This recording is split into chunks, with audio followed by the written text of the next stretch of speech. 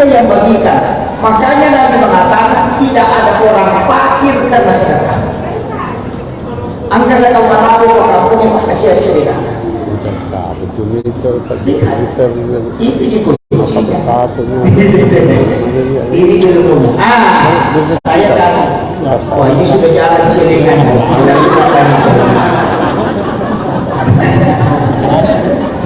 Saya kasih satu kunci. Ini sedekah aja apa sedekah sedikit. Sedekah itu ada tingkatannya. Angka tingkatan. Mau diambil yang paling tinggi ada. Mau diambil yang tengah-tengah ada. Mau diambil yang paling di bawah ada. Bagaimana caranya? Oh begini. Mana yang dimaksud sedekah ikhlas? Saya mau tanya. Kalau bersedekah ikhlas atau tidak? Ikhlas. Ikhlas. Mana itu sedekah ikhlas?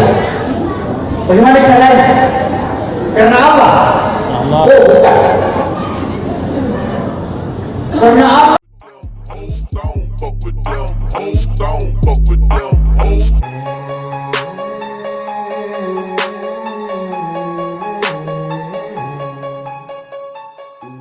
Bika khairin halki kullihim wal habibul ladzi turja syafa'atuhu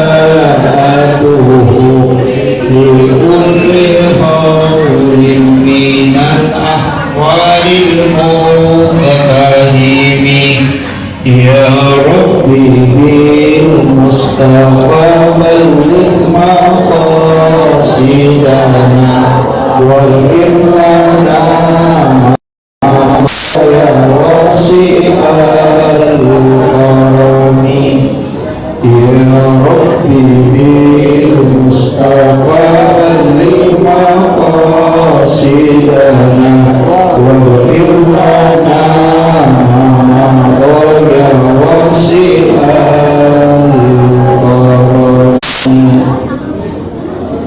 إلى حضرة النبي المصطفى صلى الله عليه وسلم محمد الفاتحة أعوذ بالله من الشيطان الرجيم الحمد لله رب العالمين إياك نعبد وإياك نستعين Mohon maaf Bapak-bapak.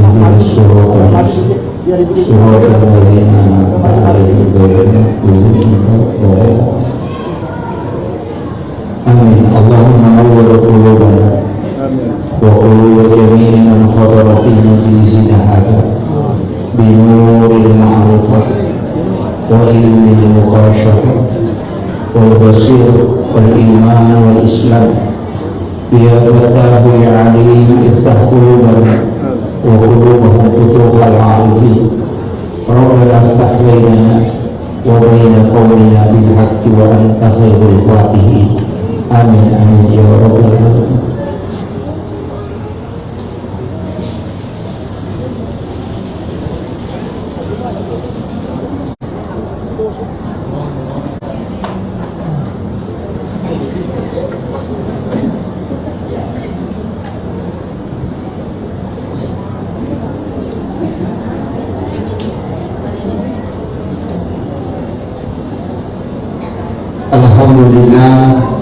Alhamdulillah rabbil alamin wassalatu wassalamu ala asyrafil anbiya'i wal mursalin sayyidina wa maulana wa habibina wa syafi'ina wa ala alihi wa ashabihi wa sahabatihi ajma'in.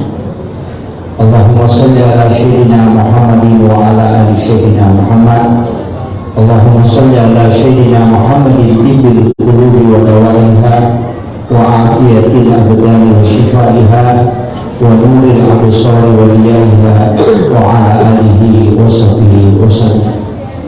Yang kami muliakan para alim ulama, tokoh masyarakat, ibu-ibu majelis taklim, alhamdulillah, terima kasih sudah memberi kesempatan bersilaturahmi pada siang hari ini. Para imam dan juga terkhusus kepada pelaksana kegiatan sahabat-sahabat dari Nahdlatul Ulama. Alhamdulillah, mudah-mudahan acara ini Allah memberikan keberkahan dan kelak menjadi salah satu asbab kita bisa mendapatkan syafaat Rasulullah Sallallahu Alaihi Wasallam. Saya doakan semua yang hadir, semoga Allah memberikan kita keberkahan, kesehatan, keselamatan, dan juga diberikan umur yang panjang, sekaligus Allah memberi kesehatan yang terima.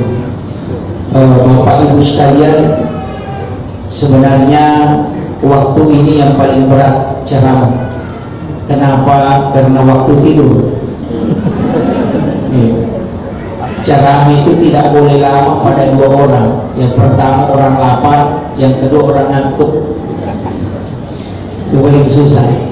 Karena memang kita disunahkan tidur sesudah duhur.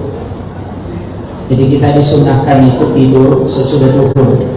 Tapi sesudah asar sampai masuk waktu isya itu makruh hukum. Kenapa? Karena dari situ banyak orang kena penyakit. Karena ada satu penyakit yang berbahaya namanya rihil ahmar, angin merah, yang mendatangkan penyakit stroke, termasuk kanker dari situ. Jadi tempatnya rihil ahmar itu ada dua. Yang pertama adalah biasanya di belakang pintu dia tinggal, dan yang kedua di dalam WC. Makanya kalau ada orang jatuh di WC itu biasa jarang selamat. Itu karena rihil ahmar. Cucunya Nabi pernah kena penyakit ini, Husain pernah kena selama 3 hari sampai keluar darah di hidungnya. Termasuk mimisan itu sebenarnya adalah rihil ahmar, dan itu tidak ada obatnya. Dan Nabi mengatakan di akhir zaman ini umati, nanti di akhir zaman umatku banyak kena penyakit ini. Jadi jangan heran nanti kalau di rumah sakit banyak orang kena stroke ini. Karena memang itu akan kembali. Karena ini di zaman Nabi Musa sudah ada. Angin merah ini sudah ada di zaman Nabi Musa. Dia pernah mau membakar tapi tidak bisa, karena dia kekal dengan kekalnya di seumuran dengan dunia, seumur ini. Tapi untuk Jibril membawa obat, membawa doa untuk itu. Ketika cucunya Rasulullah kena penyakit rihil ahmar, malaikat Jibril datang membawakan Nabi doa. Jadi ini yang dianjurkan untuk dibaca sebelum tidur, supaya tidak kena rihil ahmar, kena angin merah ini. Doanya pendek. Allahumma inni a'udzubika minar rihil ahmari wad damil aswadi wad damil akbar. Itu doa pendek. Kalau tidak mau kena stroke pakai, insyaallah. Jadi Allahumma inni a'udzubika minar rihil ahmari wad damil aswadi wad damil akbar. Sudah hafal? Belum. Wah, susah itu. Saya ulang satu kali lagi. Ini kursi terlalu ampuh, kayaknya saya tenggelam.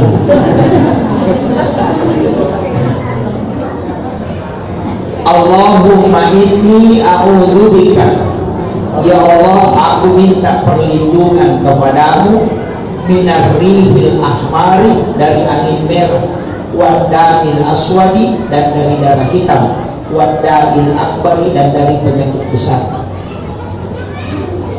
Makanya kalau kita buka pintu jangan langsung berdiri di hembusan angin pertama itu pintu. Itu sebenarnya biasa orang kena di situ. Itu juga kenapa kita dilarang bersandar di dalam pintu. Nah, karena itu kalau kena penyakit susah sembuhkan. Orang tua dulu mengatakan pemali itu ada memang hadisnya.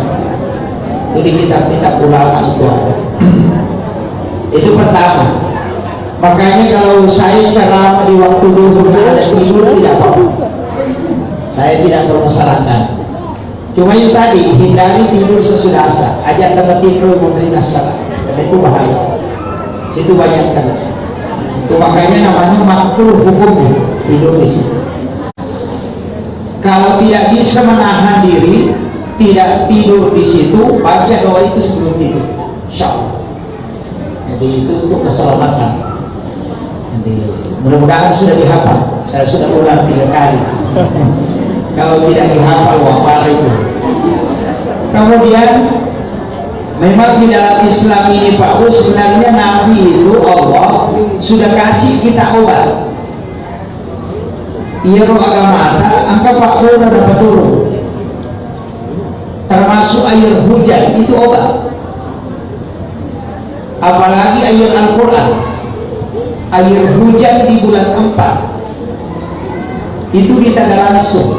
Bulan Nisan namanya. Nisan itu bulan April, bukan bulan Hijriah ya, bukan Hijriah, tapi Miladiyah. Jadi bulan April, bukan bulan 4-nya Islam. Bulan 4 itu karena di dalam hadis mengatakan bulan Nisan. Nisan itu adalah April. Nah, ada air langsung, air hujan langsung dari langit, jangan dari atap, langsung dari langit.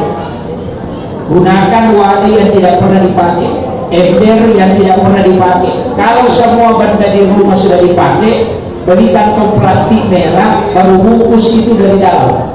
Nanti kalau kena air itu langsung di kantong plastiknya. Nah, mudah juga diambil isinya. Jadi tak ada langsung dari langit di bulan 4. Kemudian bacakan surah Al-Fatihah 70 kali, surah Al-Ikhlas, Al-Falaq, An-Nas, Al-Kafirun, dan ayat kursi masing-masing 70 kali. Air hujan yang sudah dibacakan itu tadi 70 kali itu disimpan 10 tahun pun tidak akan bertumbuh. Dan itu obat. Rasulullah mengatakan ketika engkau berobat dengan air Al-Quran dan penyakitmu tidak sembuh, maka tidak ada lagi tabib atau dokter yang bisa menyembuhkan penyakit. Orang yang mandul kata Nabi itu bisa melahirkan karena air Al-Quran. Jadi itu obat. Jadi kita ini sudah dikasih obat, cuma kadang tidak gunakan. Yang ketiga, obat itu garam. Garam itu kan sedekahnya Nabi Ibrahim. Ketika dia mulai yang ada saat ini sampai dunia kiamat. Bayangkan berapa jumlah orang di dunia Nabi Ibrahim mau sedekahi semua setiap hari. Dan ternyata Allah kabulkan dengan menyuruh malaikat masuk ke dalam surga, mengambil satu genggam kapur, diserahkan ke Nabi Ibrahim, baru dia melemparkan ke laut dengan membaca basmalah dan sholawat. Itulah yang menjadi garam, sehingga tidak ada orang di dunia yang tidak makan garam. Itu sedekahnya Nabi Ibrahim. Makanya dalam kitab Ihya Ulumuddin, Imam Ghazali itu menyampaikan bahwa garam itu bisa mencerdaskan orang. Jadi kalau mau makan garam halus sedikit, sesudah makan garam halus, itu pasti cerdas seorang. Itu doanya Ibrahim. Yang kedua, tidak ada orang kena keracunan makanan kalau dia makan garam sebelum makan, karena itu yodium asli. Yang ketiga, kalau orang makan garam sebelum makan dan makan garam sesudah makan, itu tidak akan ada yang bermasyarakat. Itu kunci.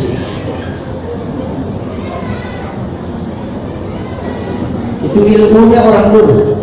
Dan itu sunnah. Itu hadis Nabi, disunnahkan makan garam. Itu obatnya. Cuma kadang-kadang kita menganggap biasa. Makanya ibu-ibu kalau menghidangkan makanan, ambil garam halus, simpan di tengah-tengah itu. Jadi kalau sudah cuci tangan, celupkan jadi telunjuk, baca basmalah dan salawat, itu dulu yang dimakan. Karena Nabi Ibrahim mengatakan, siapa yang memakan sedekahku sebelum memakan makanannya, maka aku doakan supaya dia cerdas, sehat, dan dia kuat. Ini baru persoalan kecil garam ini. Makanya air laut itu adalah obat. Makanya pelaut itu jarang hampir dikatakan pelaut itu tidak kena rematik dan asam urat. Kenapa? Air garam itu terapi langsung karena laut itu 70% oksigennya, sedangkan darat cuma 30, dan udara yang tidak tercemari cuma laut. Makanya berendam di laut itu obat. Kalau ada orang di ru'ya tidak mau berhenti, sudah di ru'ya kepait lagi kerasukan, obatnya gampang sekali Pak. Suruh dia ke laut, kasih menyelam, baca ayat kursi, baru kasih naik, menyelam kembali, baca surat Al-Fatihah, insya Allah itu berhenti.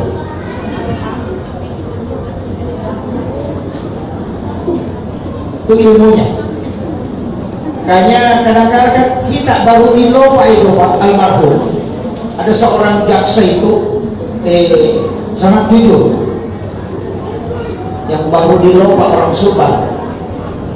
Itu setiap subuh Jumat pasti mandi di laut, sesiku apapun dia berendam. Saya kemarin sama-sama dengan Insinyur Aksa Mahmud. Pak Aksa Mahmud itu sudah 60 lebih umurnya, tapi bisa berenang 1 kilometer di laut tanpa alat. Itu karena berendam di laut. Makanya kalau orang kena serat kejepit, setelah ringan, suruh berendam di laut, itu berhenti.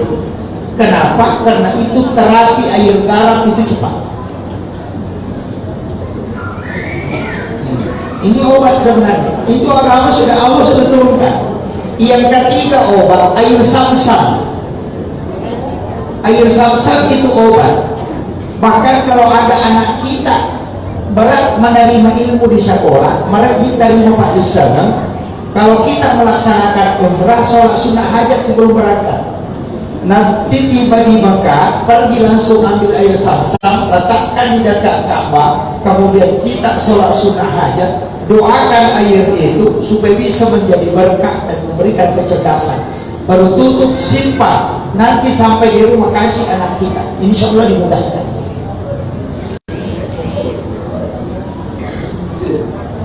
Itu air Zam-Zam. Air Zam-Zam yang paling bagus, ambil kurma 3 biji, rendam di air Zam-Zam, kemudian dari malam sudah bisa rendam, nanti bangun subuh makan kurmanya, minum airnya, itu namanya air rendaman kurma. Itu bisa menyembuhkan 40 penyakit.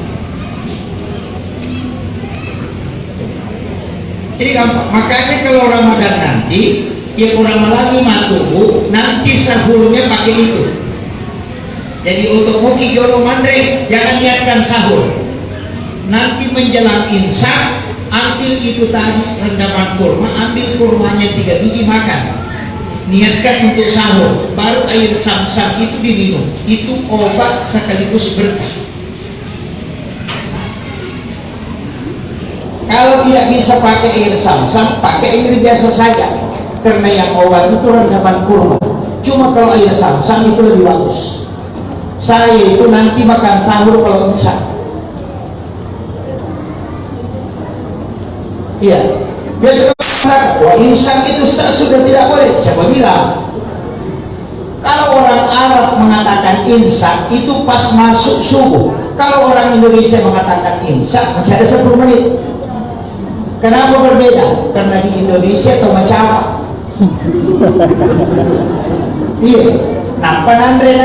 Kadang kalau ambil satu nari saji 5 menit sampai campur. Kalau orang Arab makannya cuma kurma, kalau sudah dekat langsung saja dia punya 3 kali talam minum selesai. Kalau kita tidak bisa. Makanya bertepatan masuknya waktu imsak dengan azan subuh. Sahara itu bahasa Arab, bahasa Indonesianya sahur. Dan kita mengatakan makan sahur berarti makan di waktu sahara. Nah sahara itu 10 menit sebelum subuh. Nah imsak itu 10 menit sebelum subuh. Makanya nanti sahur kalau sudah imsak. Tapi jangan makan nasi di situ, makan saja jam 3, makan nasi, jangan niatkan sahur, makan saja. Nanti kalau sudah imsak tinggal ambil air putih, makan kurmanya baru minum, itu yang diniatkan sahur. sekalian dapat berkahnya makan di ujung, dapat juga berkahnya mengikuti Nabi sahur dengan kurma dan minum dengan air Zam-Zam, sekaligus dapat obatnya. Mengerti kira-kira kalau begitu? Saya pelan-pelan supaya tidak berat dipahami. Ada lagi air yang obat yang ada di dalam sini, yang di langit-langit ini. Orang mengatakan Talaga Kausar karena air itu tidak akan kering kecuali orang mau meninggal. Jadi kalau nggak tahu Marako kadang-kadang itu tidak melewati satu waktu sholat, dia akan meninggal. Itu akan hilang sendiri. Dan air itu kalau diambil nanti muncul kalau mau diambil. Makanya orang tua dulu obatnya cuma itu, dia masukkan tangan begini pada tempat yang tidak ada tulang, bukan di sini, tempat tidak ada tulang, baru dia letakkan di situ, baca sholawat, karena itu sebenarnya adalah Talaga Kausar. Itu obat, dan sudah diteliti bahwa ternyata bakteri yang ada di situ bisa menyembuhkan penyakit. Itu biasakan orang ambil itu obat. Jadi Allah itu sudah turunkan obatnya, cuma kadang kita tidak pakai. Madu juga itu obat, cuma madu itu kalau diminum jangan pakai air. Jadi kalau sudah minum madunya jangan pakai air, kecuali madu hangat. Madu hangat itu air hangat kuku, masukkan madu, kasih garam sedikit, baru aduk, diminum untuk menghilangkan lendir, untuk membakar toksik. Itu bagus di Islam. Nah, cuma masalahnya kadang kita tidak sehat, pola makan, pola hidup kita tidak sehat. Ibu-ibu, saya kasih tahu begini, di dalam agama kita ada dua hal yang penting dijaga. Angka dua hal perbulan dijaga. Yang pertama wudu, jaga wudu, dan jaga jenis. Nah, sama yang memakannya izin insya Allah didoakan malaikat. Saya punya satu ilmu, Pak. Ilmu saya ambil ini dari Gurunta. Itu wudu, jene. Ya, kau ke kampung itu tahu dan tahu di kota Lambak ajene. Setelah berwudu, angkat tangan berdoa. Ada air di ujung siku. Maka itu berakat jene. Ada di ujung hidung di sini tidak mau menetes, tapi agak gatal. Di ujung siku kiri kanan, ambil itu, satukan itu yang 3, baru bacakan surah Al-Kausar, baru minum, baru kita berdoa. Itu obat. Kalau ada orang kena penyakit asma, suruh pakai. Dia nak tes apa ibaratkan jenis, dan itu tidak muncul selamanya. 10 kali kita berwudu, biasa cuma 2 kali muncul. Angkat itu kecapan ini dari mata, kita biasa kasih begini karena agak gatal. Itulah obat. Ujung siku bersamaan itu muncul 3. Ambil itu kiri kanan, kemudian ambil satukan, bacakan surah Al-Kausar. Itu juga obat awet muda.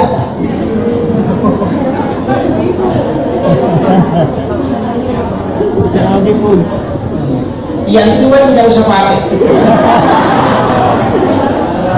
Ada rasa. Itu. Jadi orang tua kita dulu itu sudah ajarkan. Dia belajar dari mana? Belajarnya itu dari waliullah. Saya pernah geleng-geleng kepala, Pak. Kenapa? Saya itu pernah meneteskan air mata gara-gara pesan orang tua. Saya pernah ketemu satu orang tua, dia bilang, "Nak, kalau ada orang anak kecil sakit, cukup teteskan air di pusarnya, kemudian air itu kau ambil, bacakan sholawat, kasih minum dia." Kalau anak kecil, atau sekalian tali pusarnya. Saya itu tidak percaya, karena saya bilang itu kotor. Ternyata ketika saya membaca buku, ada buku yang membahas khusus tentang plasenta. Ternyata tali pusar itu bisa membuat orang yang kena stroke berjalan normal hanya 3 hari tanpa obat medis. Dari mana orang tua kita dapat ilmu itu? Nah, belum ada penelitian. Coba. Itu mereka sudah dapat, kita belum dapat. Diteliti dalam ilmu neuroscience. Ini kan ilmu neuroscience berkembang sekarang. Yang mempopulerkan sekarang di Indonesia kan Ibu Dr. Aisyah Dahlan yang di Kajian Rumil itu. Itu ilmu neuroscience sudah menemukan bahwa ternyata tali pusar plasenta, satu-satunya bank plasenta yang ada di dunia itu cuma London. Jadi ada beberapa artis yang mengirim plasentanya ke sana karena dia dititip di bank, itu bank minus 1900 derajat karena harus steril terus. Ketika nanti umur 50-60 tahun dia kena stroke, tinggal pesan di bank itu, dibawa pulang, cuma direndam sampai warna kuning, kemudian dia minum, itu tanpa obat medis bisa dia jalan kembali. Itu hebatnya plasenta.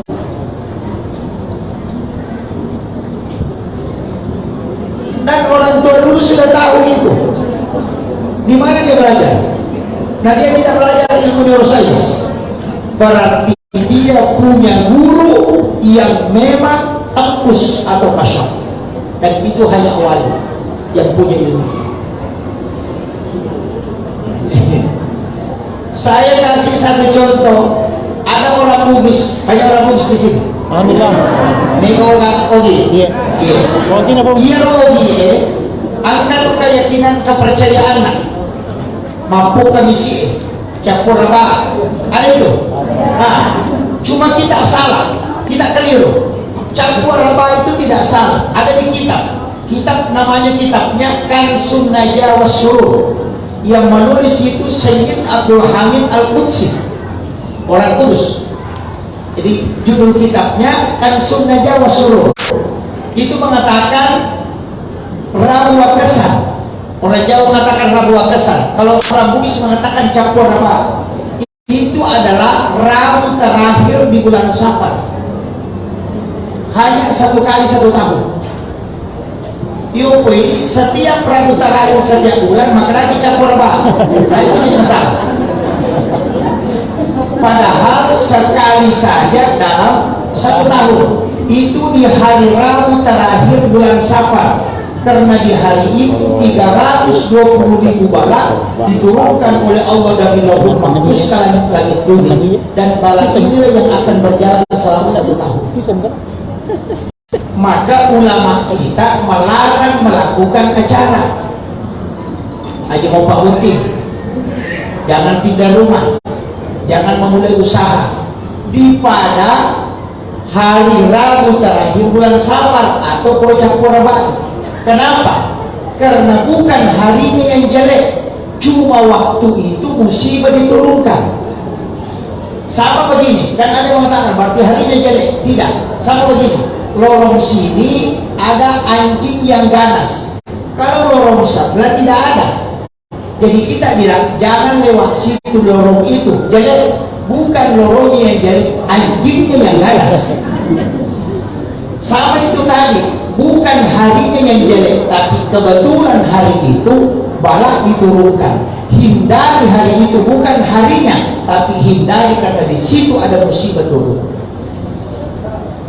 Kita harus mengerti supaya tidak salah paham memahami penjelasan ulama. Saya kadang berdebat dengan orang tua, saya bilang, oh boleh memahami. Masa setiap Rabu terakhir di bulan setiap bulan kau mengatakan Rabu terakhir campur apa? Padahal tidak, hanya sekali dalam 1 tahun. Orang jauh menyebutnya Rabu Wakesan. Apa amalannya? Kita disuruh baca Yasin 3 kali.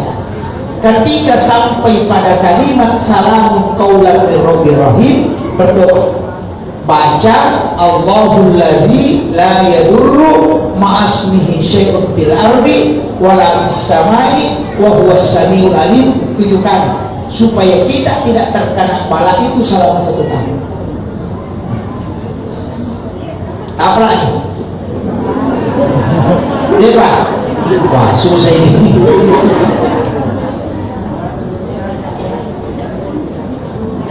Sebenarnya begini, kita itu sering baca Yasin. Sering baca Yasin ya Bu? Alhamdulillah.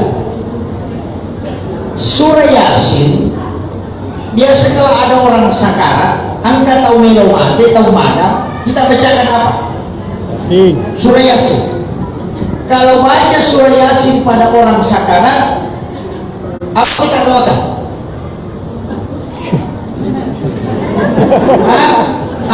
Ini yang perlu saya luruskan supaya kita paham. Di kitab itu para ulama hikmah itu menulis, narek kau baca Yasin atau madani, jangan pada kalimat salamun qaulan mir rabbir rahim kau ulang, tapi yang diulang pada kalimat mubin. Di situ ada 7 kali di dalam surah Yasin, bidalalun mubin. Lepas ni berdoa, ibu, ia punya rasa pacampuran, talimi kemudahan olehnya matianana. Ia kotanya rasa pacampuran pun dengan syafaatnya surah Yasin dapat sawi rasanya. Diulang kembali ayat ini baru dilanjutkan. Dapat lagi mubin, sehingga lagi doakan, itu akan berhenti sekarang. Jadi tadinya salamun qaulan mir rabbir rahim dibaca 3 kali. Yang dipakai salamun qaulan mir rabbir rahim kalau ada keluarga kita pergi merantau, nah di dalam perjalanan dia sakit atau kata suci, kemudian di dalam perjalanan dia sakit, sampai salamun qaulan mir rabbir rahim ulang 3 kali. Dan isi doa itu tadi, Allahul ladzi la yadurru ma'asmihi syai'un fil ardi wala fis samai wa huwas samiul alim. Ini juga doa dibaca kalau tidak mau digigit nyamuk. Pangin-pangin wong. Iya. Dia harus baca Bismillahirrahmanirrahim la yadurru itu Pak di sana menurut kata Rahman modalnya. Itu juga yang dibaca ulama ketika mau minum. Orang tua dulu kan pakai ilmu kuku tau, Pak di sana kan kuku. Kenapa kuku? Kuku ini adalah pemberiannya Allah dan kulitnya Nabi Adam. Jadi dia tuh kanuki olehnya Nabi Adam. Jadi kalau mau tahu kulitnya Nabi Adam itu kuku. Makanya Nabi Adam itu tidak digigit nyamuk. Jadi yang dia tuh pakai tahu Pak, kalau dia mau minum biasa dia celupkan kukunya dan itu menjadi obat. Kalau ada racunnya itu menjadi tawar. Itu barangkali nak buku Pak. Makanya sebenarnya kalau kita makan disuruh pakai tangan. Tanpa sendok. Tanpa sendok.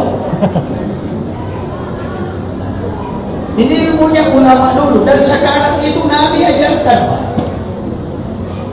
Jadi itu Pak di sana atau pandita biologi ya begitu.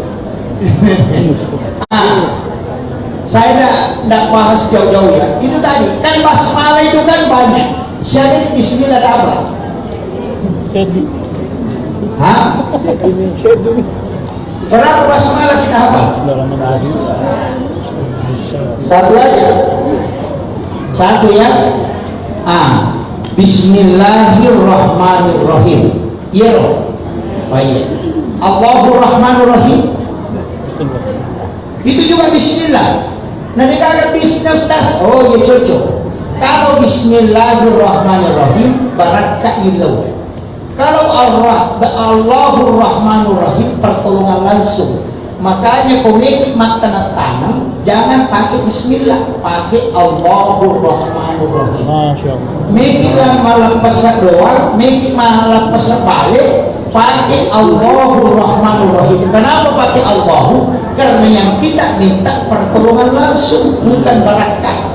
Ia dikuyara ni mati bismillah, makanya betul memang reba bismillah. Nah sebab barakah ilau. Tapi pada saat ditanam pertolongannya Allah yang dibutuhkan, makanya pakai Allahur Rahmanur Rahim. Itu beda. Ini baru basmalah. Coba. Kemudian ini kan bismillah. Kenapa bismillah? Makanya itu kalau mau pakai kan Allahu. Allahumma anta rabbi. Kenapa orang dia seperti begitu? Kalau ismul azam itu pasti Allahu awalnya. Allahumma anta rabbi la ilaha illa anta rabbul arsyil azim. Itu kan ismul azam. Itu ismul azam Pak Bu. Kalau mendapatkan kesusahan, nah tidak ada lagi manusia yang bisa tolong dan tidak ada yang bisa menolong, langsung baca itu 3 kali. Baru minta pertolongan. ada malaikat itu yang diutus, kata para ulama. Dia tu sampai kau tak tahu labu kau kapal nak takut dia di tengah laut, baca itu, maka itu malaikat yang ada di dalam air, namanya bukan malaikat, wali yang ada di dalam air, namanya Rijalul Ma. Itu 70 malaikat. Jadi itu pilalan atas 70 wali yang menjaga itu di dalam laut itu. Lain malaikat, itu wali saja. Di situ dia sholat di dalam air, namanya Rijalul Ma. Itu yang akan membantu orang yang tenggelam. Makanya dia semakin lengkap, itu Rijalul Ma namanya. Sebenarnya doanya itu Ismul Azam. Allahumma anta rabbi la ilaha illa anta rabbul arsyil azim. Rabbu khaliqa kulla syai', Rabbullahu samad lam yalid wa lam yulad wa lam yakul lahu kufuwan ahad. Mustaghizina agisni. Ulang 3 kali baru minta. Apa?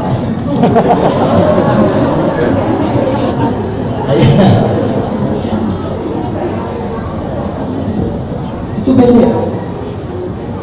Ulama kita dulu kan pakai itu, mengajarkan Ismul Azam. Ismul Azam itu ada 14, termasuk Mafathus Suwar itu Ismul Azam.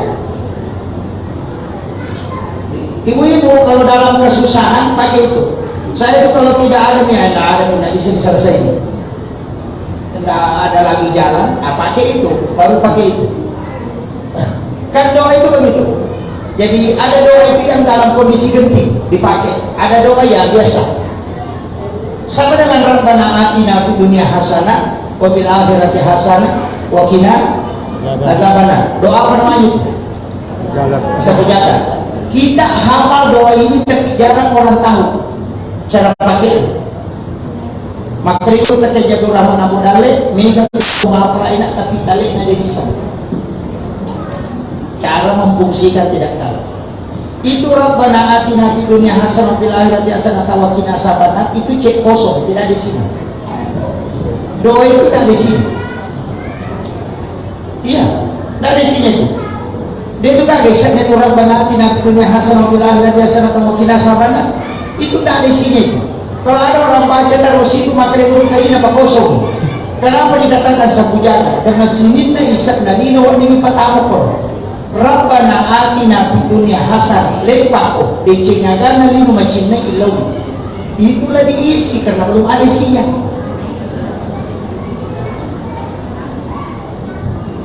Coba buka saja artinya, kita lihat.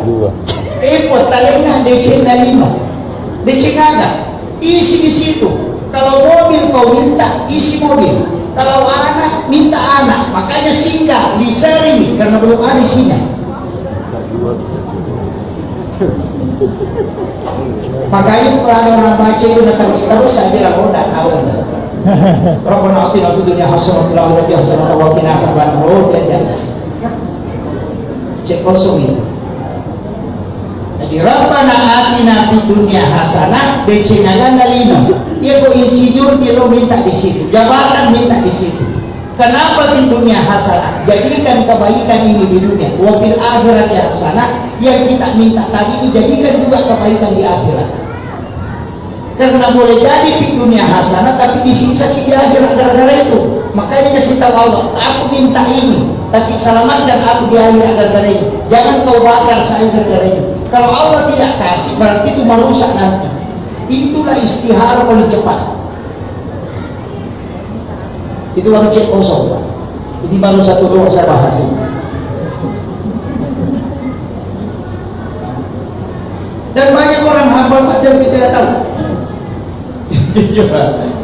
Kan di situ nih. Makanya pada saat berhubungan tawe, angkat upatnya meneling pengalatan. Makanya itu kan kita dulu pasti dia mungkin apa pun begitu. Dia nak tunakkan lagi lau kau lima tu menyamuk ni. Tanya pakai kalori, pakai tonton. Anak muda tak boleh pakai. Caranya bagaimana? Pada saat berhubungan ada nikmat yang diberikan oleh Allah. Suruh perempuan melipat kedua tangannya, letakkan di dada sebelah kiri. Itu pas di situ. Letakkan di situ. Laki arone dapat tulang kami lima nokolat itu sebagai simbol bahwa dia di bumi.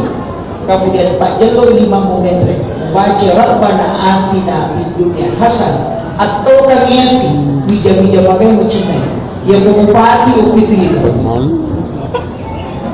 Kalau insinyur minta di sini.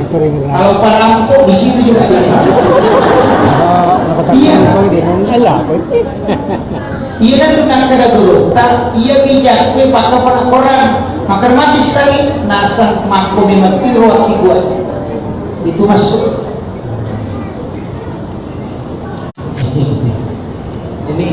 Ini ilmu dulu pak orang pakai kaji baru dikasih.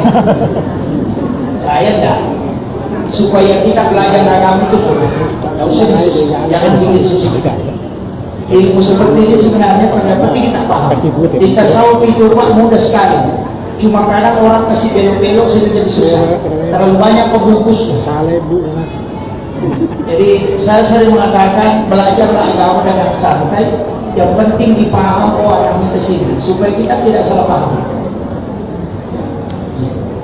Saya sederhana saja. Jadi itu kuncinya. Karena berdoa itu ada waktu itu memang tidak bisa melenceng. Ada doa itu pak tidak bisa langsung dijawab. Kenapa? Karena kondisi yang meminta.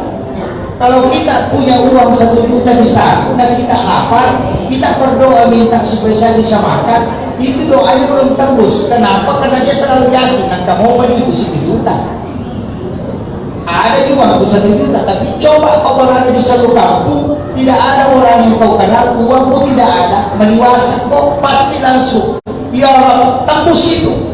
Kenapa? Sama dia ada murah mengalami kecuali Allah. Maka tempat penyerahan paling bagus adalah di saat tidak ada lagi yang bisa membantu. Itulah kenapa doa orang teraniaya itu dijawab. Ini apa itu? Karena dia kan dalam ini karena dia. Ketika Nabi Musa dikejar oleh Fir'aun, lupa ilah kota mati. Soro ilo mondri, pasukan ribuan yang kejar akan nanti kan begitu. Jadi kalau dia maju ke depan laut pasti mati. Dia mau mundur ke belakang di darat, musuh sudah ada 10.000 yang mengejar akan nanti dia gagal. Maka dari pasukan Nabi Musa bisa mengatakan mati itu Musa, maka Nabi Musa deh angkat buku. Dari situ dia berdoa. Aku kata Allah, pampanya abang pangi tongkat berusaha. Apa hubungannya tongkat dengan laut? Jadi coba satu. Tak menyalur.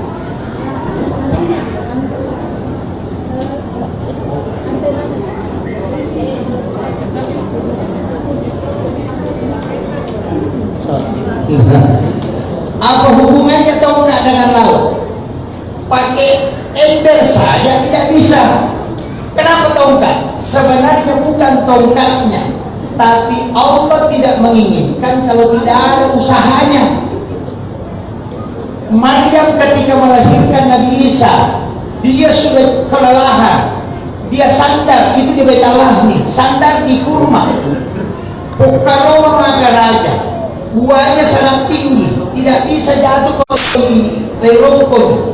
Tapi Allah katakan makanya pengalatan rongko ya tukar rumah. Kenapa disuruh lagi mengayuh? Nah orang sudah tidak bisa baru melahirkan. Cuma Allah tidak mau turunkan rezeki kalau tidak ada usahanya.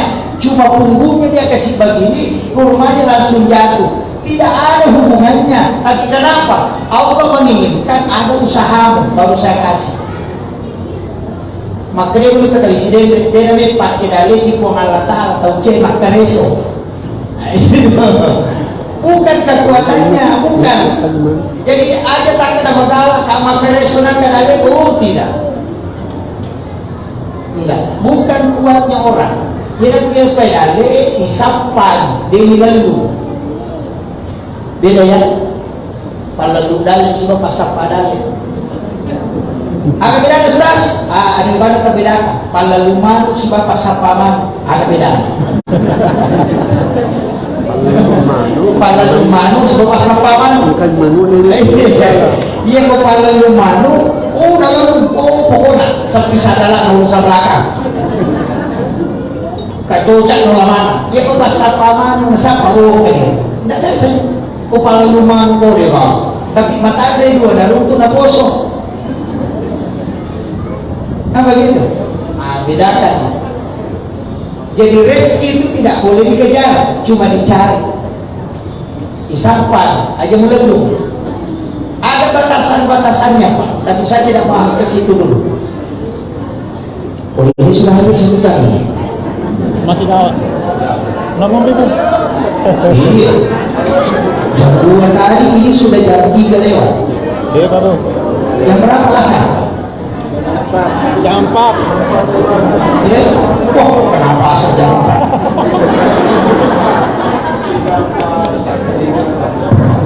Sebenarnya kayak dia main tidak gugur. Oh masih ada 37 menit lagi. Sarung Allah. Jadi begini, ia rositongan hakikatnya rezeki itu kita tinggal cari, jangan beda. Hakikatnya cuma kita butuh membuka pintunya, karena rezeki itu ada pintunya, buka dulu. Makanya menikah membuka pintu rezeki, bersedekah membuka pintu rezeki, berdoa membuka pintu rezeki, menyambung silaturahmi membuka pintu rezeki, membaca surat Al-Waqiah membuka pintu rezeki, kemudian bersilaturahmi membuka pintu rezeki. Rezeki itu cuma mau membuka pintunya karena sudah ada di Lauhul Mahfuz. Bilang kenapa dibuka Pak Ustaz? Kuncinya begini, kalau tidak mengerti kalau pakai bahasa membuka. Pernah lihat mobil tangki? Pernah lihat mobil tangki? Pernah. Mobil Pertamina.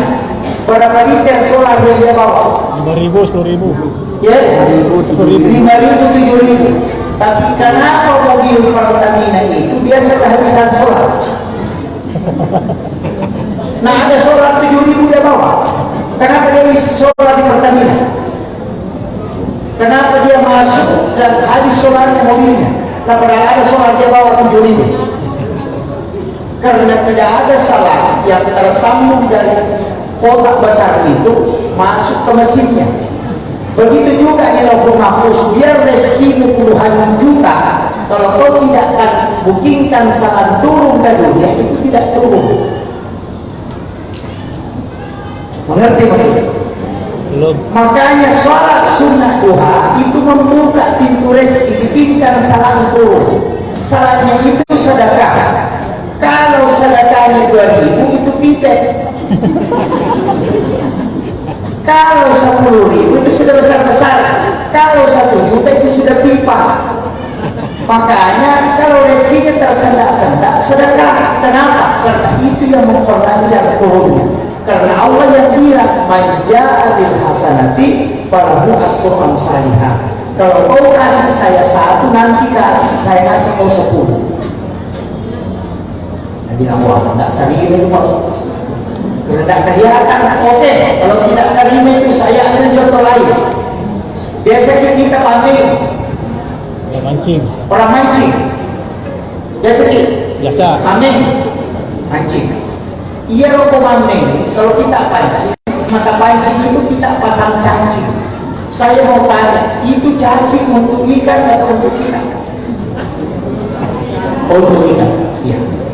Kalau untuk ikan, Pak, jangan kasih pancing, cacing saya dilempar. Dia agak mati, masih kurang paham. Karena orang begitu, disuruh sedekah nasa, aish, tanya kita kasih hasil, tahu itu nih, bukan urusan kita itu, karena titip saja kepada Allah, cuma Allah suruh kita titip kepada hambaku, karena saya ada di situ. Titip saja, saya melihat dengan malaikatku, nanti dia yang bagikan. Makanya Nabi mengatakan tidak ada orang fakir karena sedekah.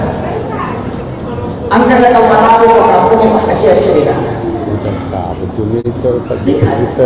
Itu ikut. Ini dulu. Saya kasih. Wah, ini sudah jalan celengan. Sudah lupakan itu. Saya kasih satu kunci. Ini sedekah aja, apa sedekah sedikit. Sedekah itu ada tingkatannya. Angka tingkatannya. Mau diambil yang paling tinggi ada, mau diambil yang tengah-tengah ada, mau diambil yang paling di bawah ada. Bagaimana caranya? Oh begini. Mana yang dimaksud sedekah ikhlas? Saya mau tanya, kalau bersedekah ikhlas atau tidak? Ikhlas. Ikhlas. Mana itu sedekah ikhlas? Bagaimana caranya? Karena Allah. Allah. Oh, bukan. Karena Allah 1 juta. Sudah bilang, kau dengar satu lagi kenal 1 juta. Tahu itu kan tidak saya.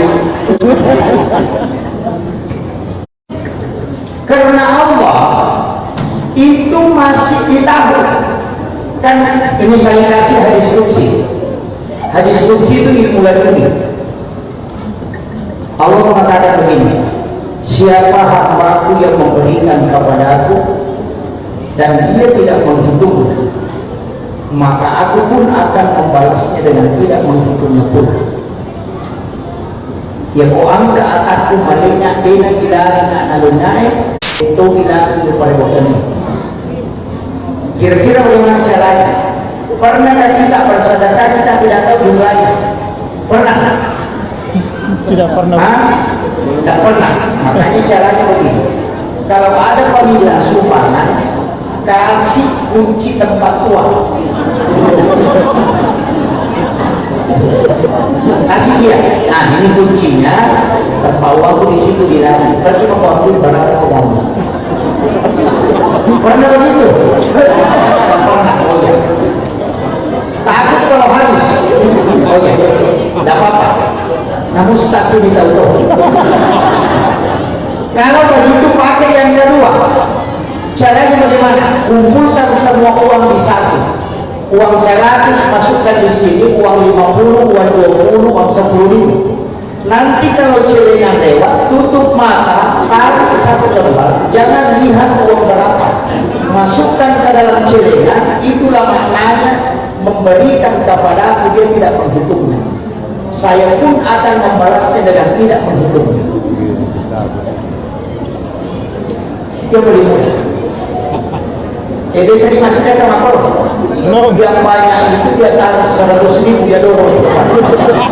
Dan bilang salah tarik. Makanya salah tarik wahai. Ternyata dia cari yang paling kecil.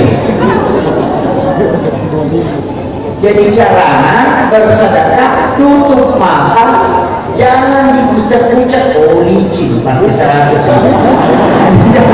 Jangan.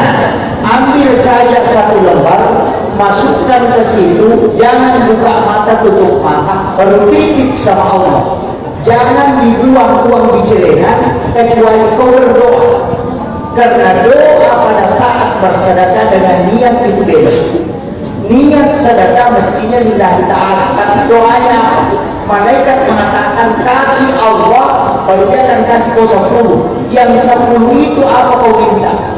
Kasih tahu ini uang saya masukkan, saya titip kepadamu ya Allah, aku menginginkan punya hajat begini. Makanya Nabi mengatakan as-sadaqatu ada faul bala, daun merlaku bisadaqah. Sedekah itu bisa menolak bala. Sedekah obati penyakitmu dengan sedekah. Kalau ada penyakit, jangan dulu langsung ke dokter. Titip dulu sama Allah uang itu sebagai sedekah tolak bala, kemudian berdoa minta sedekah itu berkahnya untuk kesembuhan. Hujan ya? Iya, gerimis.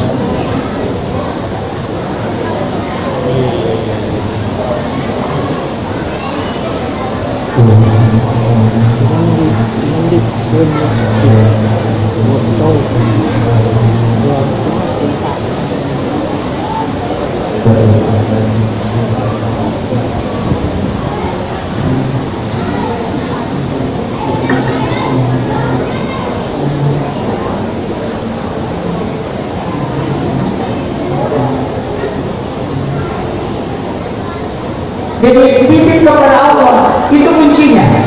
Titip saja, baru minta kepada Allah apa tujuan minta itu tadi. Tapi jangan pahalanya diminta, berkahnya.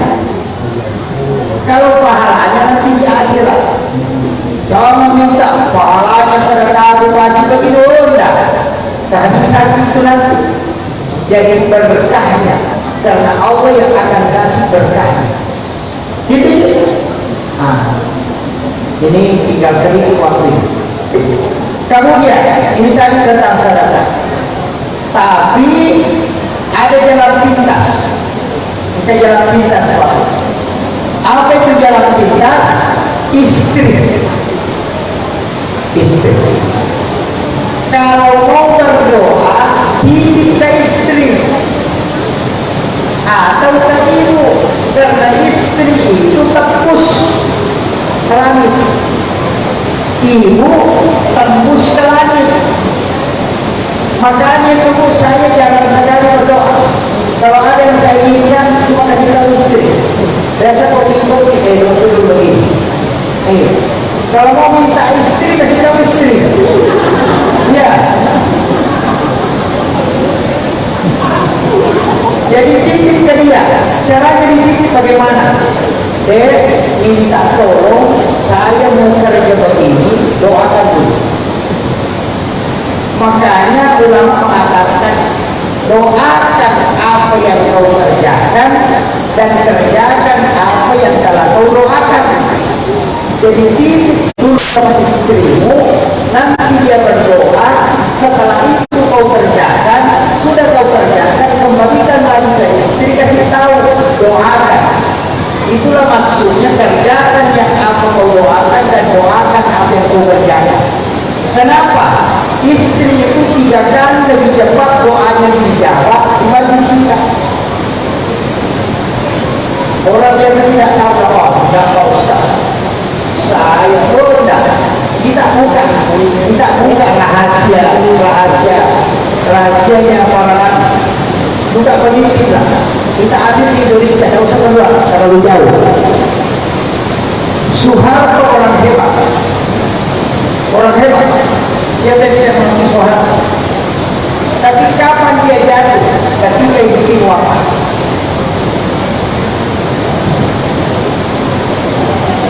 Yang kedua, Habibie orang hebat. Tapi ketika Ibu Ainun wafat, selesai dia.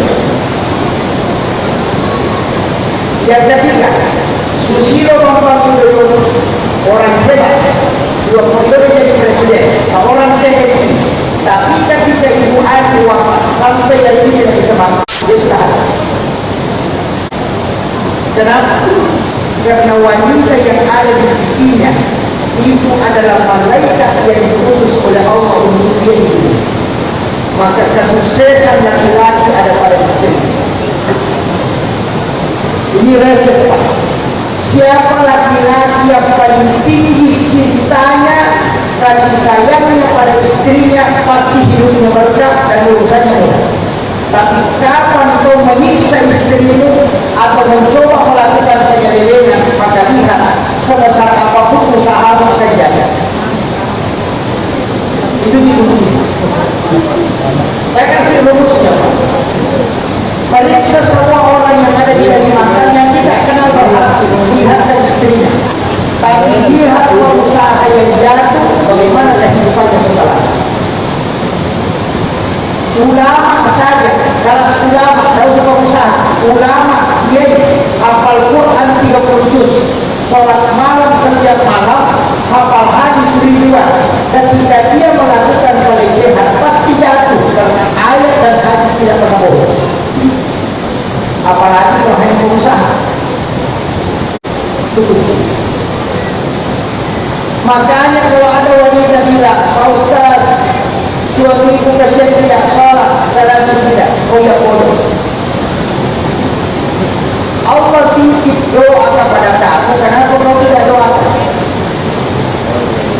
Jangan menganggap suamiku tidak sholat, suamiku begini. Kenapa? Yang mestinya kau mengeluh karena kau tidak berdoa kepada Allah. Nah Allah titip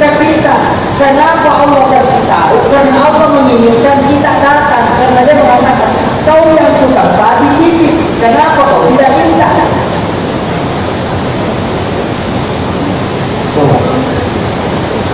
Biasanya tidak ada orang lagi tak?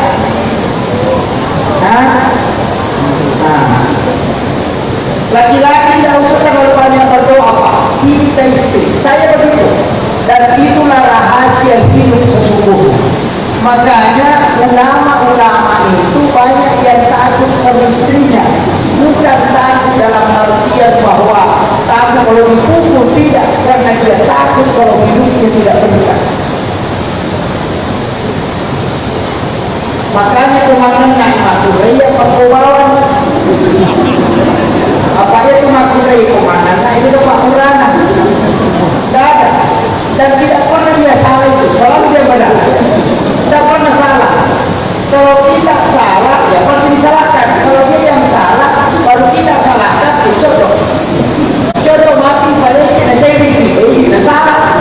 Itu apa gitu?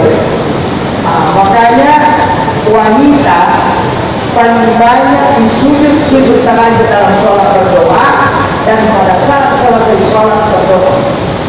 Itulah sehingga kenapa ketika suami meninggalkan rumah, jabat tangan, cium tangannya, usap punggungnya atau lengannya, doakan dia. Insya Allah dia akan berhasil.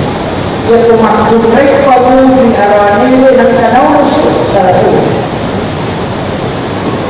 Itulah ulama kita kalau naik mobil itu jangan mobil di depan, tidak bisa lalu kita sebut di depan istrinya.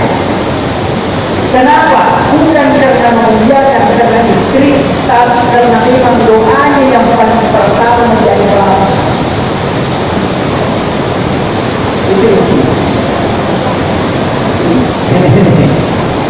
ini sudah asal ini. Jadi saya sampaikan ilmu ini sudah masih agak lama. Kemudian saya kasih ilmu sederhana, oleh sederhana yang sehari-hari bisa dipakai. Saya kendo-kendo wajib dipakai. Ada doa itu sebenarnya doa untuk seluruh, sama kan basmalah. Kan bismillah banyak. Bismillahirrahmanirrahim. Allahur Rahmanur Rahim. Bismillahirrahmanirrahim. La yadurru ma'asmi syai'un fil ardi wa la fis samai wa samil alim. Ada juga Bismillahirrahmanirrahim. La shifa'u illa anta syafi. Tamamir.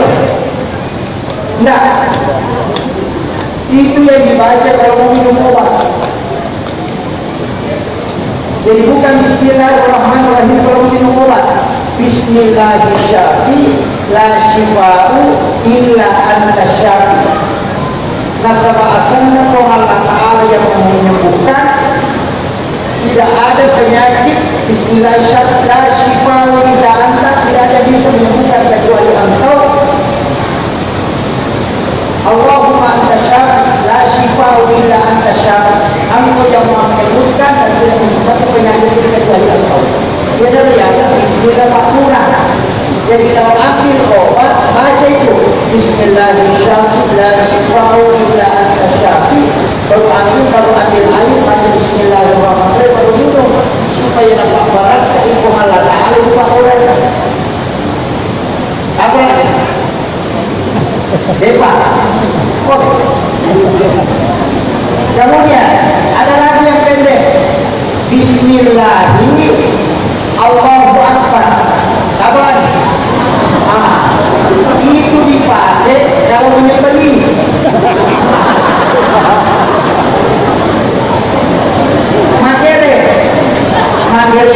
Makere sapi, makere bende itu saja dibaca. Bismillahirrahmanirrahim. Allahu Akbar. Jangan pakai Bismillahirrahmanirrahim. Kenapa? Ini dipakai pakai masih mengalahkan membunuh. Rahman Rahim jangan pakai membunuh. Makanya dipakai Bismillahirrahmanirrahim. Allahu Akbar. Nasabah asalnya dengan Allah Ta'ala, Allah yang Maha Besar. Apa lagi?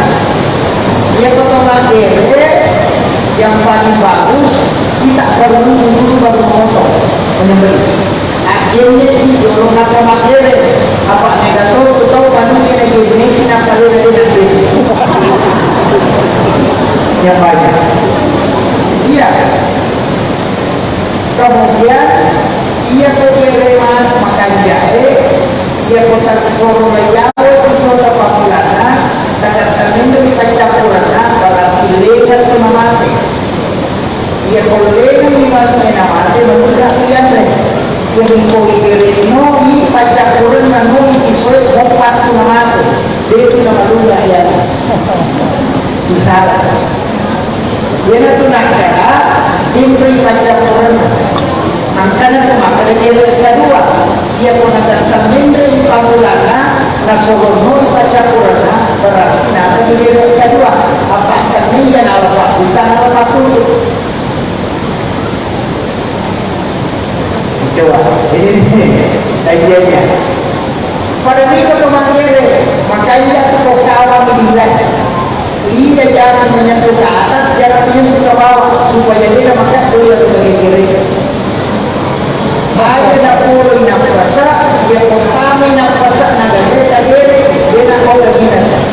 Namun dia baca yang penting masuk nafasnya dagere. Lepas terdapat dengan nafas hukuman yang kalau sudah putus maka dia nak kau lagi. Yang masuk nafas karena dagere maka kau lagi nanti. Masih jatuh di bawah.